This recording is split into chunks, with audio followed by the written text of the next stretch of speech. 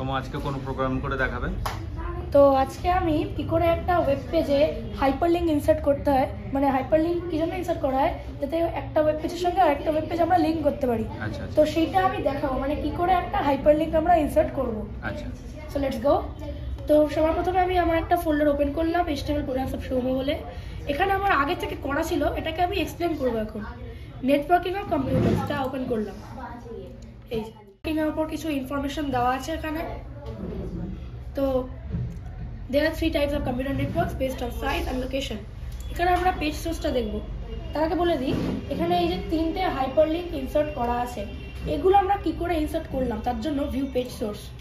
এবার আমি কোডটা দেখাবো। তো এইগুলো তো আমি আগে ইন্ট্রোডিউস করেছিলাম কিভাবে করতে হয়। তারপরে বিআর ট্যাগ দিয়ে একটা ahref ট্যাগটা আমরা হাইপারলিংক ইনসার্ট করার জন্য ইউজ করা অ্যাট্রিবিউট, আর এটা ওপেন ট্যাগ না, এটাকে আমরা ক্লোজ করতে হয়। বিআর ট্যাগ আমরা কেন ইউজ করি? বিআর ট্যাগটা আমরা অ্যাকচুয়ালি একটা লাইনকে শিফট করার জন্য, মানে লাইন ব্রেক করার জন্য ইউজ করি, যাতে লেখাটা একই লাইনে না হয়ে যায়। তো এবার লিংকে ফিরে যাওয়া যাক। হাইপারলিংক ইনসার্ট করছি, ahref ইকুয়ালস টু দিয়ে ডাবল ইনভার্টেড কমার মধ্যে আমাদের লিখতে হবে যেই ডকুমেন্টটা আমরা লিংক করবো আর কি, মানে যেই ফাইলটা।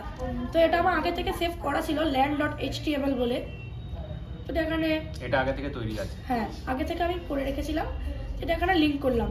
এবার লিংকের ওপর যে লেখাটা হবে আর কি, যে লেখাটা লিংকের মধ্যে হবে সেটা আমাকে ওপেনিং ট্যাগ আর ক্লোজিং ট্যাগের মধ্যে রাখতে হবে।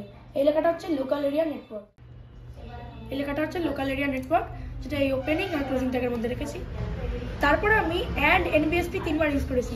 এর ফাংশন হচ্ছে কোনো একটা ওয়েব পেজে 2 বা 3টে আইটেমের মধ্যে স্পেস ইনসার্ট করা।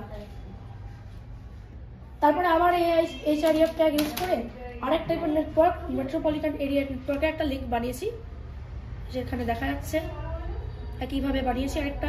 তারপর আবার স্পেস ইনসার্ট করে আরেকটা WAN ওয়াইড এরিয়া নেটওয়ার্কের উপর বানিয়েছি। তো এইভাবে আমি হাইপারলিংক ইনসার্ট করেছি। এটাই হচ্ছে হাইপারলিংক ইনসার্ট করার প্রসেস। তো এইভাবে আমি হাইপারলিংকগুলো ইনসার্ট করেছি। তো আজকের জন্য এইটুকুই। Thank you. Okay, thank you.